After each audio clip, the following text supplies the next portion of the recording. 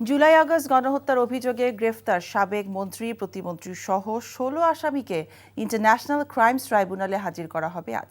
একই সাথে আসামিদের বিরুদ্ধে তদন্তের অগ্রগতি প্রতিবেদন দাখিলের বিষয়েও দিন ধার্য আছে। গত ১৮ নভেম্বর ১৬ জনের মধ্যে ৯ জন মন্ত্রী এবং প্রতিমন্ত্রী সহ ১৩ জনকে ট্রাইব্যুনালে হাজির করা হয়। প্রসিকিউশনের আবেদন মঞ্জুর করে ওই দিন ১৩ জনকে কারাগারে পাঠান আন্তর্জাতিক অপরাধ ট্রাইব্যুনাল। সেদিন চিফ প্রসিকিউটর ট্রাইব্যুনালের কাছে আসামিদের বিরুদ্ধে সব প্রমাণ জমা দেওয়ার জন্য ২ মাসের সময় চাইলে আদালত ১ মাস সময় দেন।